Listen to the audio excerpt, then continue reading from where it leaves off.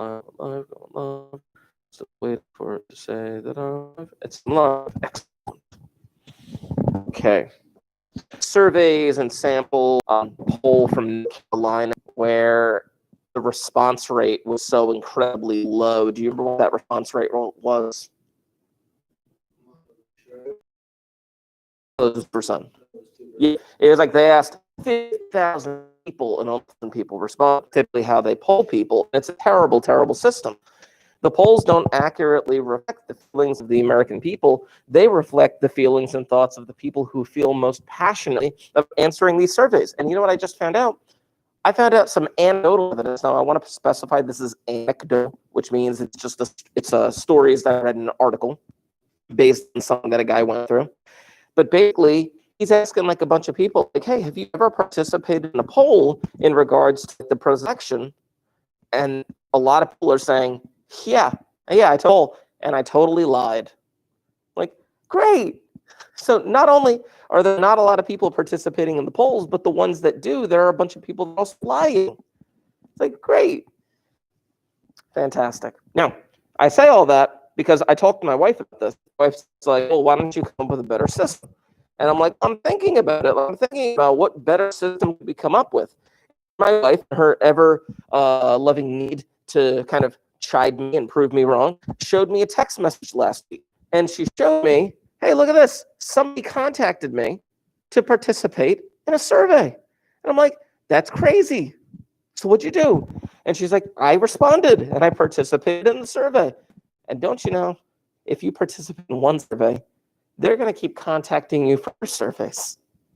So this was last week that she got surveyed on the environment. This is kind of like what it looks like. I'm going to zoom in on this. I'm going to zoom in. So obviously it's not that great. These are screenshots from my wife's phone.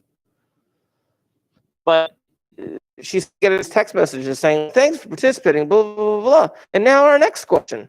Wait, no, hold on. Was this the first question or the second question? Hold on. Yeah, let's say it was the first question. Thanks, you can stop anytime replying, blah, blah, blah. And now the questions. And now the questions that they ask are actually pretty good in terms of trying to remove the bias as possible. Do you approve or disapprove of the job President Trump is doing as president? And like no caveats, no extra information, blah, blah, blah, blah. And then they jump into if the election were held, who would you vote for? Because they're trying to figure out, okay, where are the polls in these certain states? Where are the national polls? Next, we have a few questions for statistical purposes. First, what is your gender? Where were you born? And just to figure out, oh, here we go. Some cell phones are called smartphones because of certain features they have. Is the cell phone you're using now to respond to the survey smartphone or not? Because this is how they're going to start getting people. This is how they're going to start polling people. They're like text messaging. Now, again, text messaging may be the new frontier, but I don't know how long it can last. Because if I got a text message that I just don't like, or I'm like wrong number, or just delete or block or whatever, okay, but they're very persistent with this kind of thing. And then religion, how would you describe yourself? What is the zip code that you? That was the last picture. That was the last picture because she screenshotted all this for me. But I thought it was really interesting because they're really, really pushing this whole. We need to find better ways to poll people. We need to find better ways to poll people because a lot of those polls are off. Let me show you something. I've been going overboard with my election investigation, which, by the way, plug for myself, going live several hours on election night. When I say several, probably mean like 4 or 5 hours. Oh yeah. What are you just going to be like doing? I got this whole plan. First, my plan is going to start, but it's loading while I'm talking. But my plan is to start with putting out a few videos in terms like where I believe the predictions are, what my picks are. Then I'm going to have a whole setup on YouTube Live or YouTube streaming, where on the screen you're going to see like this little block here, and you're going to have like a webcam in the middle here, like some other stuff on the borders here. And this is going to be my tally for the night and the percent correct that I got, because I'm about that. But that's not what I wanted to show you. What I wanted to show you was this. Boom. Basically, oh yeah, heck yeah. Do you doubt me? Nuh-uh. Yeah. Oh, for example, every single state, the polling was off. Every single state. Yeah, look at this. So Alabama in 2016, Republicans won Alabama. In the polls, it said that he was only up by 16. Trump was only up 16 in Alabama. That's what the poll said. He says plus 16. Yeah. So what I did was I went through every single state. This is how I need to pay attention. I went through every single state and I figured out the difference. Now the zeros basically ended up happening because I couldn't find any polling on that area. Like nobody really does polling on Washington, D.C., you know? But like some of these differences, like Delaware was -10. For example, Hillary Clinton in Delaware was supposed to win by 21. She only ended up winning by 11, you know? Or for example, did it right here.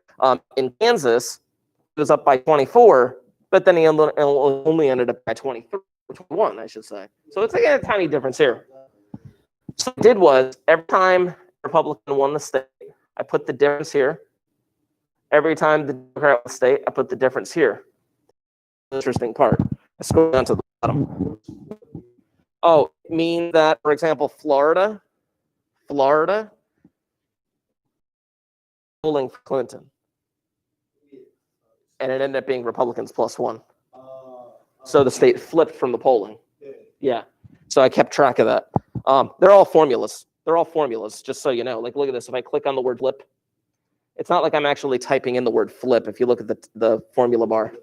Yeah, I'm nuts about formulas. So I totaled all of those up. And basically, states Republicans ended up winning.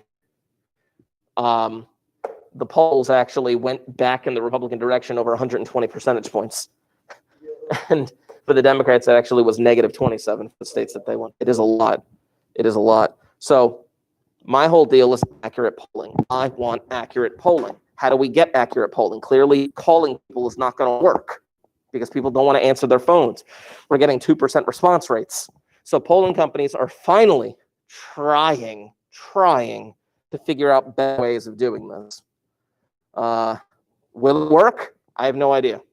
I have absolutely no idea if it's going to work or not. But I'll be on election night. I'll have my big board. I'll be live. I'll take breaks to play video games. It's going to be a fun night because my kids will be asleep by like 8 o'clock, but I'll probably be up to like 1 in the morning. We got that week off. I'm so hyped. Yeah. Oh, yeah. Just to look at the calendar, actually, I talked about this a little bit yesterday. The other class as well. November 3rd. Yeah. Oh, yeah. You got literally 2 weeks from today. 2 weeks. I know. It's going to be fun. But yeah, we got this week. We got next week. And then you got the week off. For those of you who are in the live chat, because there actually are people in the live chat right now. The week off this week, which is the beginning of the second marking period, which is November 6th. Yes. November 16th. You go back 5 days a week. Yeah. Yes. So you two would be joining the 4 that I have on Monday, you know. Which isn't terrible. At least it's more. I agree. It's the other classes that I really got to worry about. I got one class with like over 20 kids enrolled. So I don't know how I'm going to fit them all, but we'll figure that out. When the time comes. Now, I have no idea what they're going to do. They have like dividers and stuff like that. They're supposedly, I have no idea how to run that. It's going to be a little weird. Also, I don't know how they're going to do it exactly. Are they going to do like 2 days and still the virtual Friday? Or they're going to go back, be able to go at a more decent pace than the one that we're going at right now. We're doing okay. All right. Lesson 2. I don't know if have I mentioned Derek in this class before? Did I mention Derek Lather at all? Okay. Derek was my best friend in high school. Derek's doing pretty well for himself right now. This guy has like bummed around a lot of different jobs in his life. This all relates to the lesson that I have for today, so bear with me. It's just a fun little story. Derek, when he graduated high school, We both graduated from Southern. He bummed around a lot of work at Fantasy Island. He worked at Tom's for Music. He worked at Staples. Toll booth worker Parkway. He worked at junk mail together that you get in the mailbox every other day or something like that. He's worked at. He once worked at a dollar store in upstate New York just because he decided to go there one day and just stay there. Like after high school, he was kind of a nomad. Okay, he went everywhere. He worked everywhere, but he couldn't really like find a foothold. He couldn't do what he wanted to do. He wanted to get his band off the ground. He wanted to do so many different things, but he couldn't figure it out. Like life kind of like literally punched him in the face. Now, ultimately, website that reviewed technology, like reviewed like brand new computer chips and computers and things of that nature. And this website would end up sending him to various technology conventions in the world. Dude went to California, dude went to Florida, Texas, dude went to England, dude went to Hong Kong to review technology. And he parlayed that job into working for, now he's been working there almost 1 or 2 years, working for this company called AMD. I don't know if you know who AMD is. AMD is like the main rival to Intel. AMD is one of the big tech companies on the planet. And he's working in public relations. So now this dude who life literally punched him in the face and he's scratched and clawed for everything that he had is now earning 6 figures with stock options. Good for him. I'm very proud of him. The dude was the best man at my wedding. Now look at me. I'm like 5'6", 3/4. Let's round that up to 5'7". Derek is 6'8".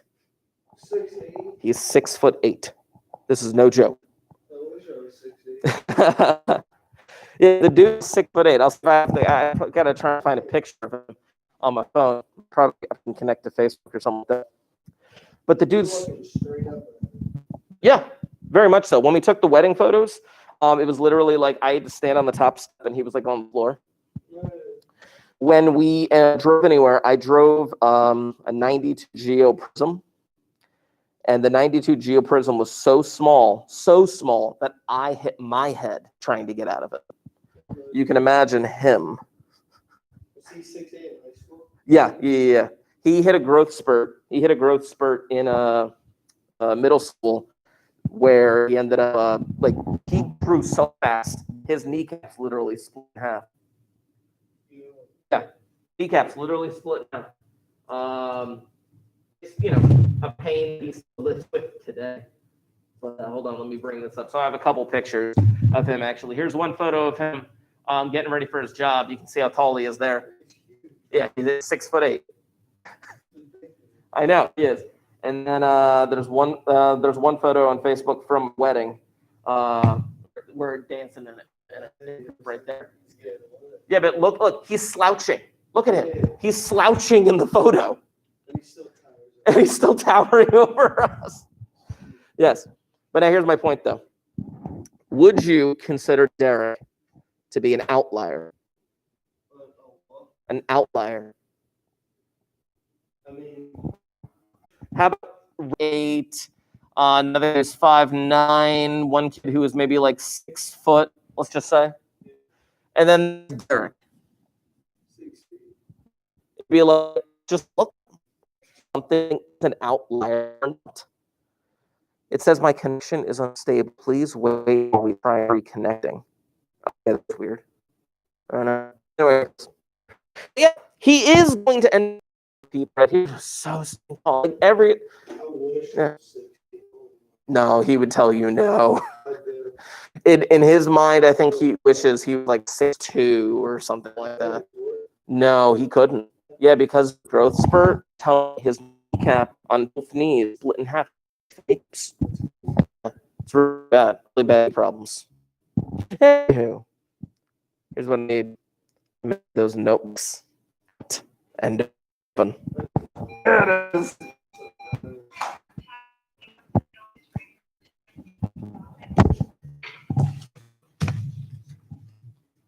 It's funny, the friends that I had in high school, I had 2 best friends in high school. One was Derek, and Derek had a really rough things, but he has shown me more than anything true grit and determination and believing yourself and betting on yourself. Dude never went to college. You know, yeah, never went to college. He bet on himself. He got the experience that he needed. Lived in some, like, think of this room right here. See this, the classroom? Now cut it into quarters. 1/4 of this classroom is an apartment. Decent heights. Tiny, right? But and part of me, like, elevate himself, you know, and the thing is, he never stopped working for it. He never stopped working for it. Never gave up on him, you know. Yeah. Went bankrupt 2 or 3 times, had to move back in with his parents multiple times. And then eventually he decided that he was going to go back to OCC. He was like, I don't know what I'm going to do. So he's OCC, he falls in love with science. I kid you not. Today, years later, the dude has a PhD in physics and mathematics. Yeah, he has bachelor's from Columbia University. Yeah, and then got his master's from Syracuse. Oh, gosh. I'm very proud of them. My friends and me. When I say me, I mean me.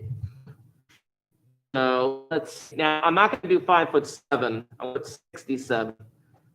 Because it's easier to deal with 1 unit, so we're going to do with inches.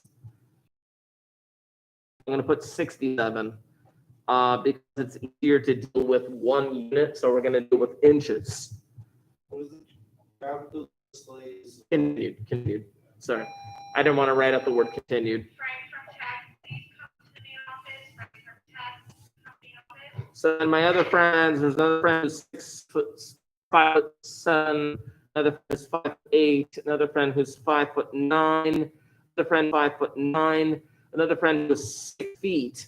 Now, mind you, I'm writing these in inches, just because I don't want to do feet. I want to do 1 consistent unit.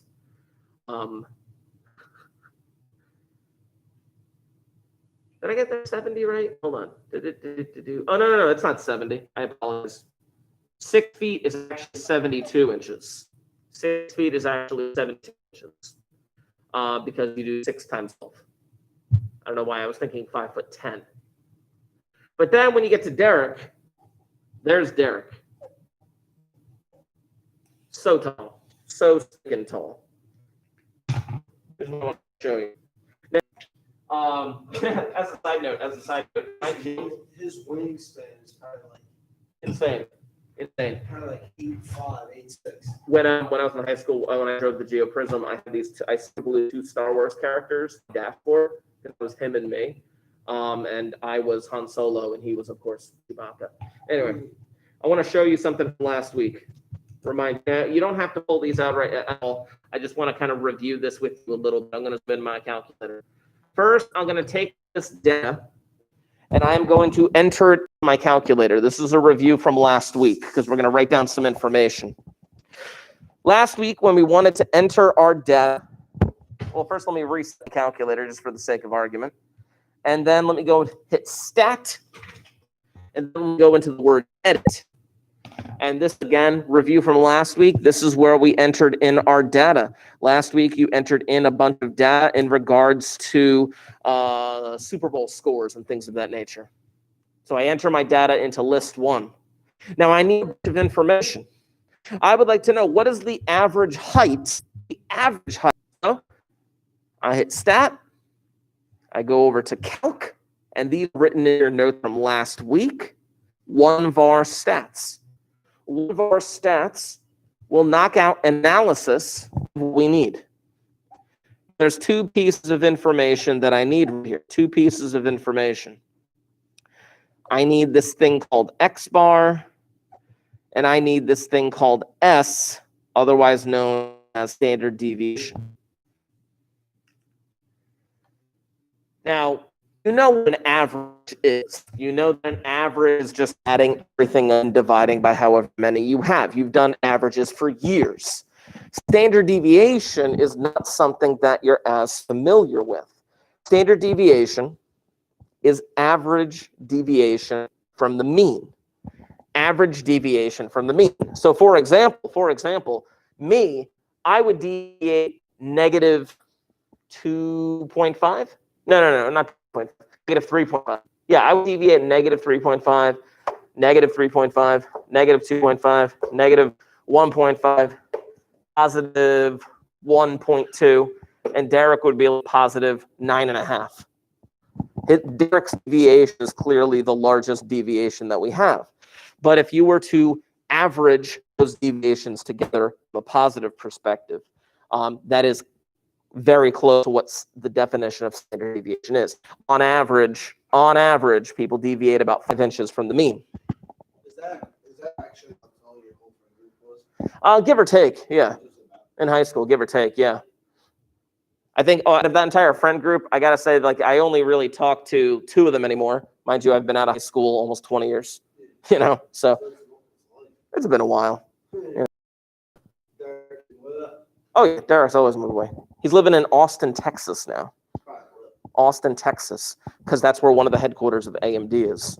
So he comes up every now and then. His parents still live on Village Drive. Yeah, his parents still live there. My parents still live on Mizzen. So anyway, now notice something about the average. Notice something. Look at the average compared to most of my friends, or most of the group. The average is clearly higher than the group of friends. What has Derek's height done to the average? How so? He's an outcast. Like an outcast of like the normal height of what your friend group was. So by putting Derek into the group of friends, what does that do to the average, though? Where does it pull it? It pulls it up. Absolutely. That's the key, though. It jacks that average up a lot. By putting Derek into the group of friends, it jacks that average up. That average may not truly reflect most of the people in the group. It doesn't reflect most of the people in the group. And the reason why it doesn't is because Derek's so darn tall. Goodness gracious. I know, right? Gosh. He told me several times, he's just like, I should just come and be like a guest speaker in your class. And I'm like, yeah, his head hit the door on the way in, But I've told him, I'm like, I don't think I can justify that. And he's like, come on. I'm like, all right, back to this. Let me zoom in. Now, those 2 pieces of information that we got, which were the average, X bar, and S standard deviation. There is more information, though, on this screen. The S. The S. The E, that capital little squiggly E, is a Greek letter. It's the Greek letter sigma. It means the sum of. Sum of. Meaning, if you notice this right here, this sigma 423, that's if you took all of my friends and just added us all together. Yeah, the sum of. If you squared us and then added us together. I know. It's like, what? There's no purpose for those right now. We don't need those. But we do need the S. Yeah. That's higher level stuff that you don't really need right now. You don't need that right now. But there's more information on the screen that you do need. And it's when you scroll down, you get those things. Those are the 5-number summary. That's the 5-number summary. I'm going to write these at the bottom of my screen, of my paper. I'm going to write these at the bottom of my paper. So I'm going to write minimum is equal to 67. Q1 is equal to 67. Median, which we've done medians for years, is 68.5. Q3 is 72. And maximum is Derek. Anyone a fan of The Good Place? There's an amazing reference there. We'll say maximum Derek, but nobody gets me. I'll have to text him later. Is it a? It's a reference to the TV show. Oh, the TV show. Yeah. It's right. Now, the thing about this summary, you guys did you did like whatchamacallit. When you guys did medians back in high school, did you do that thing where you lined up all the numbers from least to greatest and just cut off the sides till you got to the middle? Yeah, that's how you get median. How you get something like a Q1, which is the first quartile. After you get median, you take the bottom half of that data and do the same thing. And then let's look at a graph. I want to look at a graph of this junk. A graph. If you hit second y equals, This is where we're going to turn on all of the graphs. Second y equals. Remind me again, what notice about all those plots? They're all off. You'll see a graph, you get one of them on. A bunch of different graphs up here. One that there's only two, and only two that we are interested in right now, which is the third one, known as a histogram, and the fifth one, which is a, let's go to the histogram. If I go to that histogram, graph shows me nothing. Oh, no, I have to reset. I'm going to show you. Trust me, it's a lot easier than you think. I've never seen somebody. It's a lot easier than you think. When we get to the box and whisker plot, I'll show you like in 30 seconds or less how to do it. Yeah. But the thing is, I need to resize my window. Do you remember how? Ooh. These are, well, you were on the live stream last week. There are in the notes from last week. If you zoom 9, which is zoom stat, boom, that'll give us the histogram. That's my histogram of friends right there. No. Good question. Very good question. No. Very good question, but no. We are going to talk a little bit about bar graphs today when I talk about people on the Titanic. Okay? I know. Bar graphs and histograms are two completely different things. The reason being the type of data that you use. For histograms, you have to use something known as quantitative data. What the heck is quantitative data? I'm going to give you a definition in a little bit, but quantitative data, it makes my friend's heights. You have quantitative data. Yes, absolutely. What's your favorite color? Red. What's your favorite color? Red. Damn it. All right. Let's pretend that like 10 people in the room.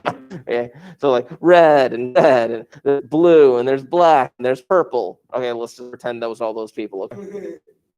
Does it make sense to average your favorite colors together? It does? No, I'm being serious. Someone comes in, hey, what's the average favorite color in here? You know what I'm saying? It's like, I don't know, some disgusting color that's mixed all together. But my point is, favorite color is not quantitative data. It's not. It's actually something known as categorical data. That would be like a bar chart. That would be a bar chart. Yeah. A bar chart used for categorical data, which I'm going to show you for people dying on the Titanic. Basically, which class of people died on the Titanic. You ever see the movie Titanic? No? No? Actually, no. Right. I've seen the first couple of scenes that I watched. Oh my gosh, it's like a 3-hour movie. Anyway, back to this. Now, yeah, nice. This is skewed. This is again based on the notes from last week. This is skewed data. Basically, when we talk about describing distributions or describing a graph like this, I told you to remember to cuss. C-U-S-S. You describe the center, you describe unusual features, you describe the shape, you describe the spread. The center would either be the average or the median. In this case, we would have to use median to describe the center. Unusual features, well, clearly it looks like there's a gap right there in the data. That's an unusual feature. Shape, the shape of this is skewed. But I would say more specifically, and again, this is our notes from last week, this is skewed right. It's skewed to the right because Derek is so darn tall. He is pulling the average, he is pulling all of the data upwards towards the right. Then spread, there's two ways to indicate spread. Good question. There's two types of skewedness. There's either skewed left or skewed right, first of all. Second of all, the reason why this is skewed right is because of what Derek does to the data. If I were to, he's pulling the average up. He's pulling it up. That's the idea. What direction is it being skewed? Well, in reality, our average should be around here, but because of Derek, he's skewing the data upwards. Or, yeah, because he's so tall. He's skewing the data to the right, which is why we say skewed right. The direction of skewedness, you always go for wherever the tail is. Where's the tail? The tail of it is to the right. if you consider this portion to be the tail. I was trying to think of a skewed left data, but I'm just going to continue with this. But anyway, spread, there's two ways to talk about spread out. One is standard deviation, and the other is IQR, which again, we're going to write down a little bit because we need to figure out whether or not Derek is an outlier. I mean, clearly he's an outlier. Oh no, clearly he's an outlier, but we're going to prove it mathematically. Okay. In our notes, we want to prove that Derek is an outlier. Let me zoom this sucker back out. By the way, just so you know what I wrote here, I just wrote down that thing at the bottom. Minimum, Q1. Median, Q3. Maximum. This was known as the 5-number summary.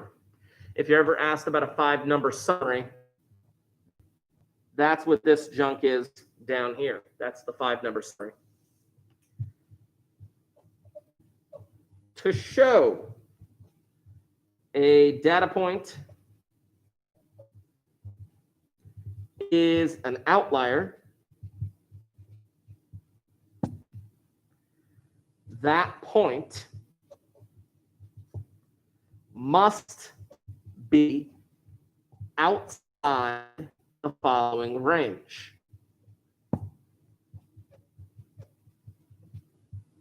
This is how we're going to prove that Derek is an outlier. I'll zoom in on that. To show a data point is an outlier, that point must be outside the following range. And that range is this. Q1 minus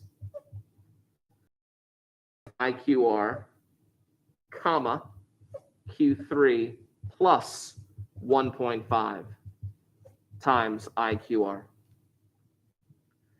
I'll review what IQR is in a moment.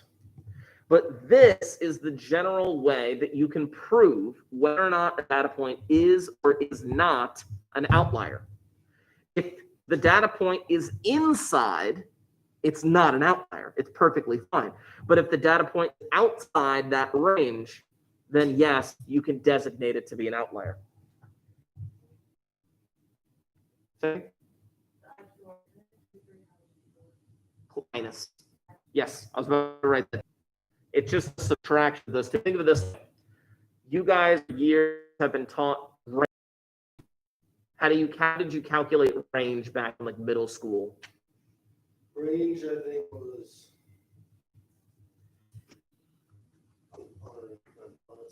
I got you. Max minus min. It was just max minus min. That was what range is. That's a dumb calculation. It is, in my opinion, it's a dumb calculation. You can't get an actual true range of that. Well, the range, how we actually should be talking about range is how spread out the data is. Range shows you max minus min. Oh, that's a big range or a small range. I don't know. Spread, much better indicator of that. How spread out is the data? You can do that two ways. Either by standard deviation or by IQR. Interquartile range. I remember spread because spread in football is the receivers are spread out. Mm-hmm. Like on different sides of the ball. And the closer they are, the closer they are, the smaller the spread, right? And the thing is, the same thing happens with standard deviation. The smaller the standard deviation, the less varied they are. That's how you know, the more consistent they are, I guess, so to speak, you know. But check this out. Our interquartile range. Let's see. I got the wrong paper here. Where's the paper? There it is. For our data, this was a calculation of Q3 minus Q1. Our data. Q3 minus Q1 gave us a 5. All right. Well, what do I do with that? Well, what I'm going to do with that is I'm actually going to calculate what this thing is. Let's see. We had 67 minus 1.5 times 5, comma, 72 plus 1.5 times 5. Now, all that I'm doing is I am taking Q1, plugging in the number. Q3, plugging in the number. IQR, plugging in the number. That's all I'm doing, really, is I'm just plugging numbers in where they're supposed to go. What's that noise? It's a weird noise. Anyway, let me do this calculation. That first one and the second one. All right. Let me write these down. 9.5 to 79.5. Here's my question. Is Derek outside that range? How tall was he?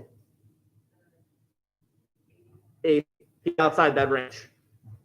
So, because Derek is outside this range, he is an outlier.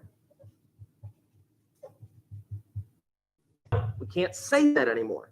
We can't say, hey, look at it, clearly it's an outlier. No, you have to do this little calculation here. And if a data point is outside this range, then yes, they are an outlier. Look at the lower end of this. 5 feet tall. 5 feet tall is exactly 60 inches. Yeah. So if you're someone who was,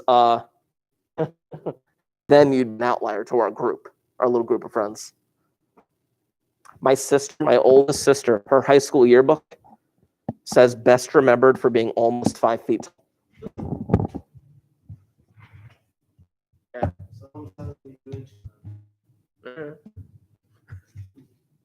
But I guess relative to. You said 5'60" inches? Yes. So you said it was 60 inches?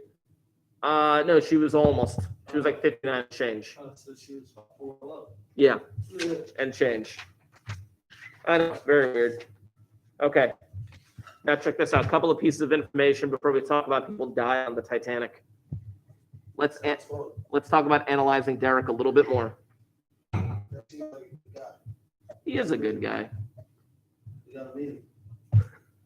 Well, if you go on my YouTube channel, there are 6 episodes of what we call the Derek Show. Huh? Yeah. This is Might have to watch it. exactly. So with Derek, here was our average, and here was our standard deviation. But it is perfectly acceptable because Derek is an outlier.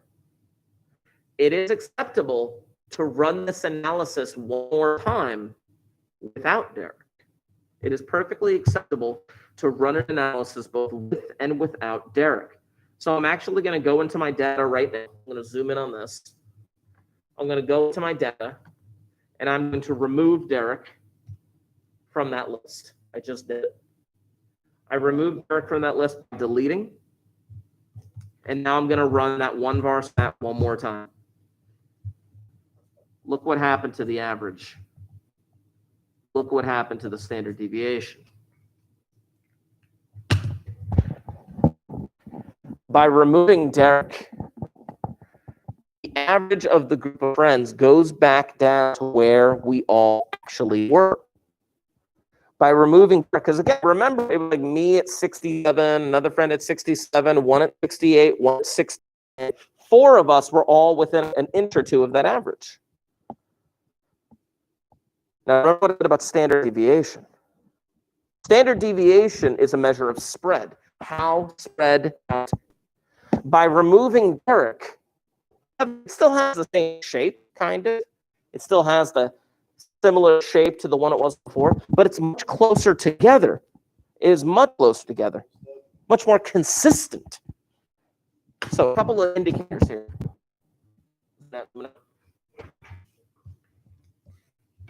First of all, the mean is heavily affected by outliers. The mean is heavily affected by outliers. The median is typically not.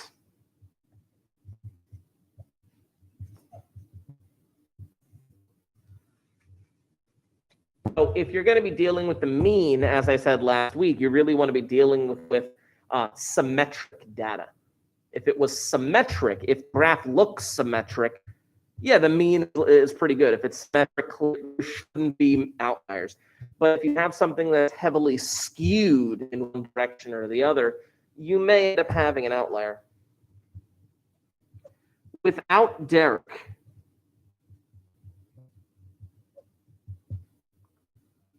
shrunk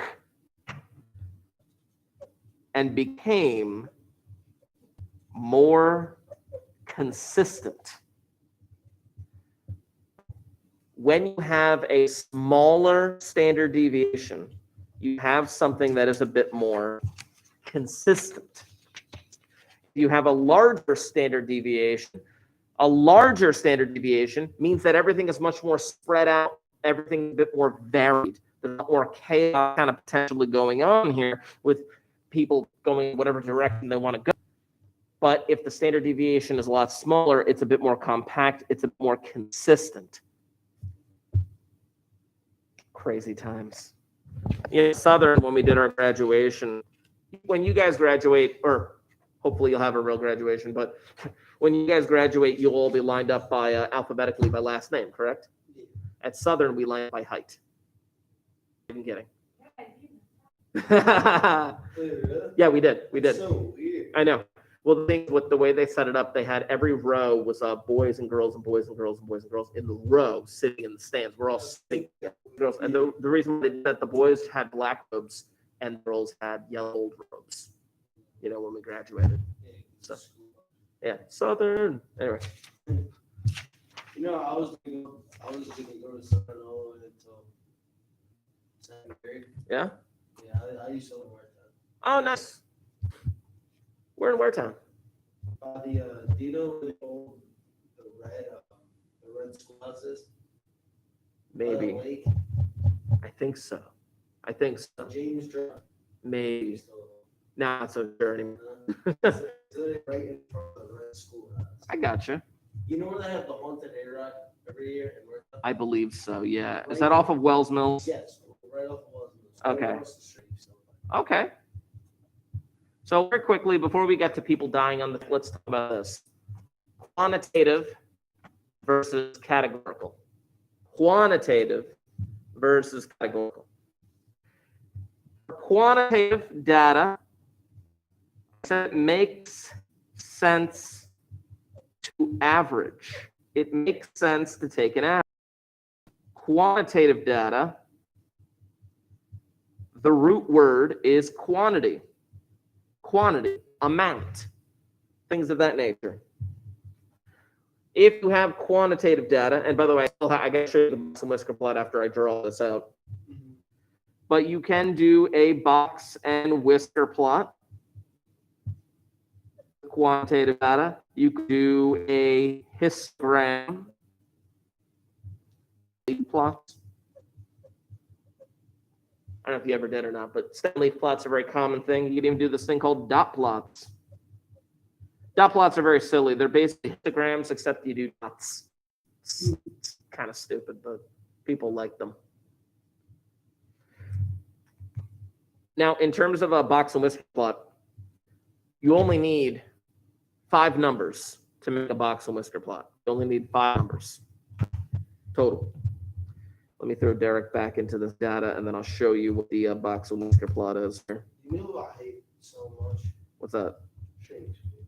Shakespeare. Where's that coming from? Because I have to go to Shakespeare. It's so terrible. Shakespeare changed the game. It really changed my life. Oh, whatever. Again, you're talking to a guy who married an English major and absolutely loves Shakespeare, so I know.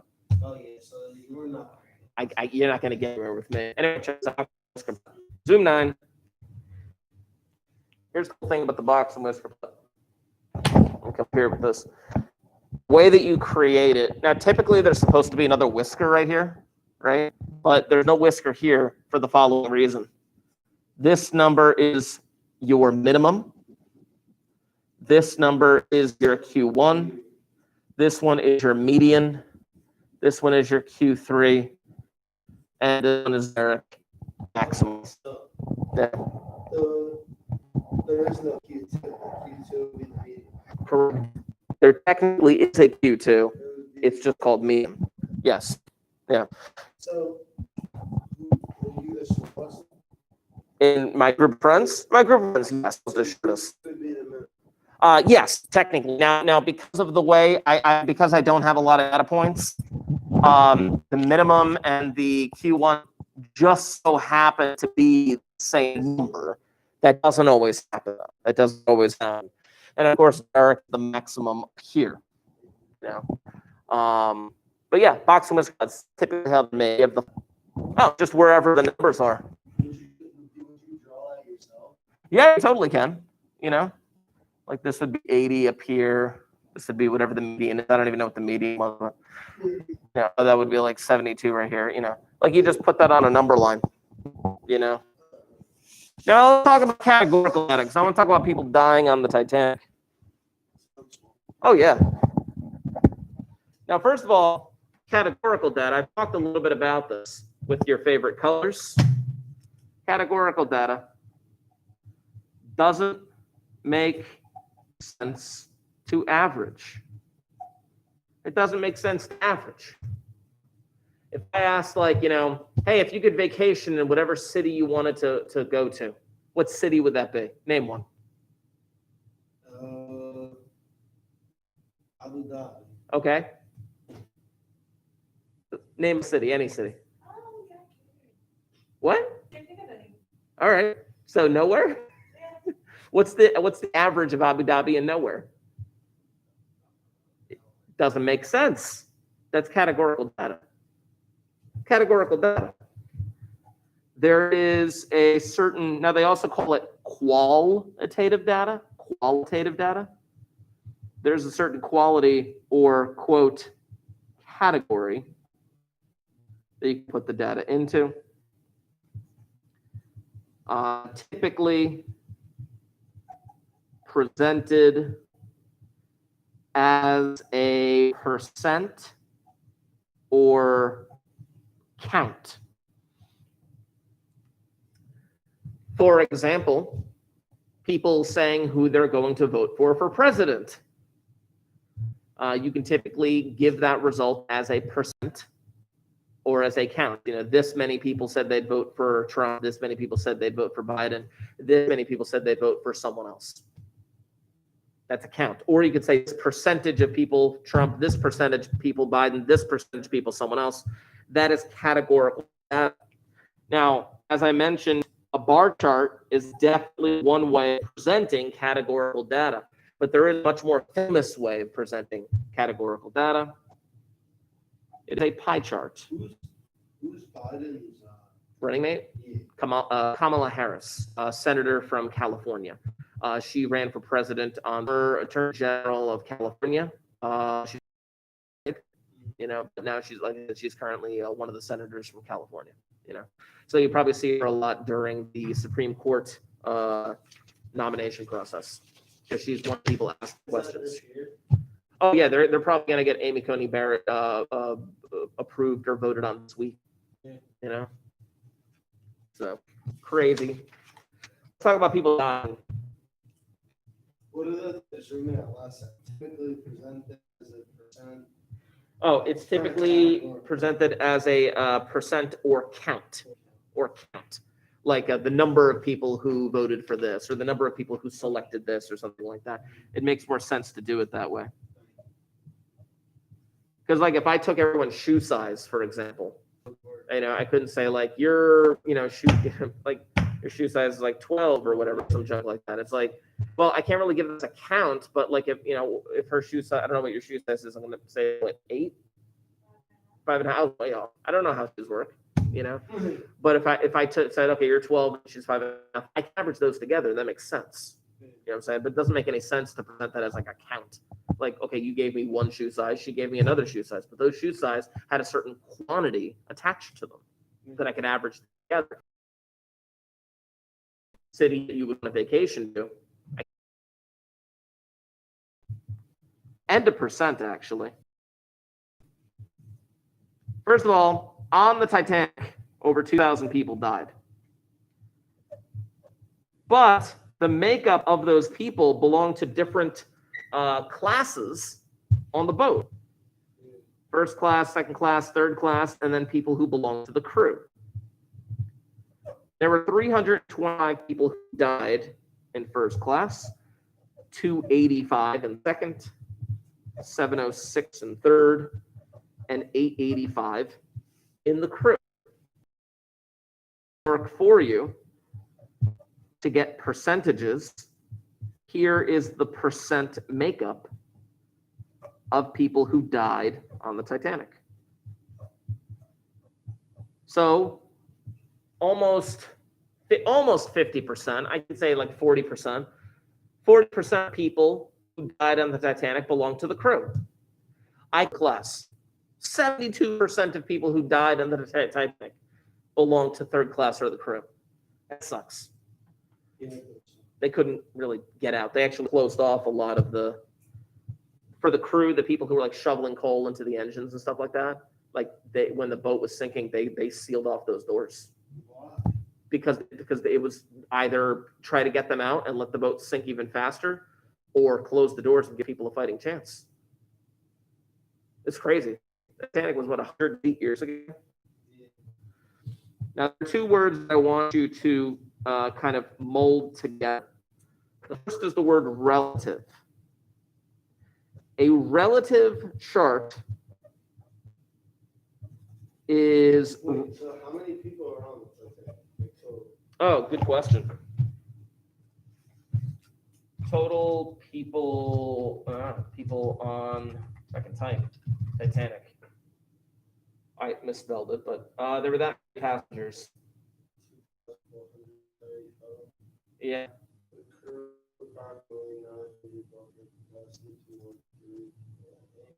And over 2,200 people died.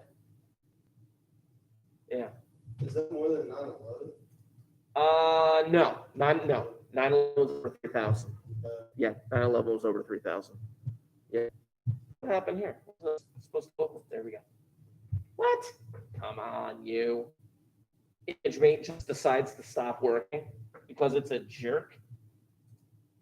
Open the program back up. I'm gonna try to figure this out, but I'm also gonna read my sentence.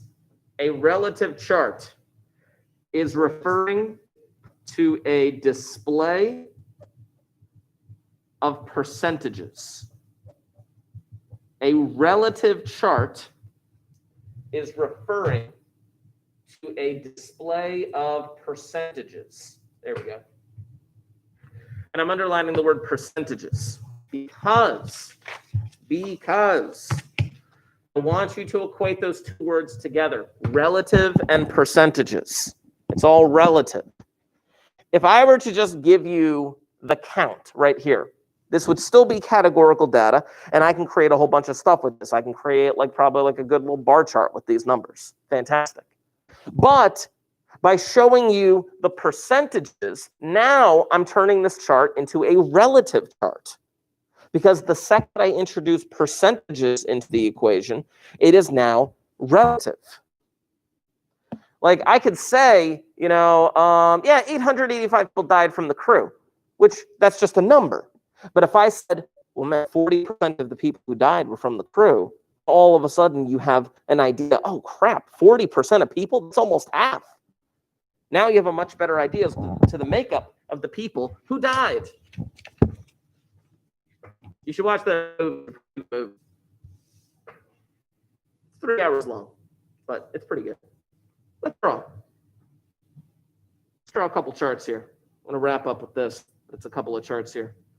First, I'm going to create a little chart. I'd like you to go by 200 along the side. Yeah, go up by 200. Only go up to about 1,000 though. I'm going to zoom in on that. Haha. It's the last little bit of information. And on the bottom here, I am going to put the class that we had on the previous thing. True.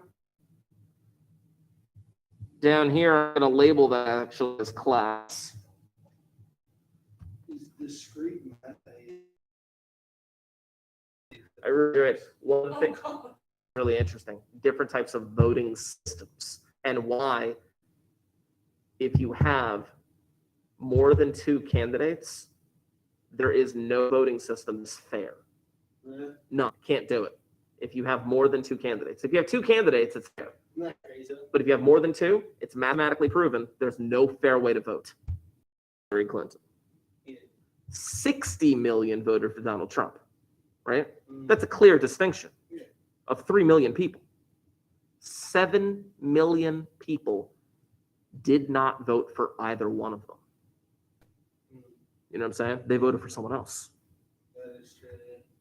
If those 7 million people had to vote for either, if it was one vote, one person. That is crazy. Yeah. But anyway, we'll talk about that. Anyway, back to this. Let's talk about people dying. There were 325 people from first class who died. So I'm going to make a little bar here. There were 285 people, a little bit less. So I'm going to make this a little bit shorter. 285 people who died from second class. There were 706 people who died from third class. And there were 886 people who died from the crew.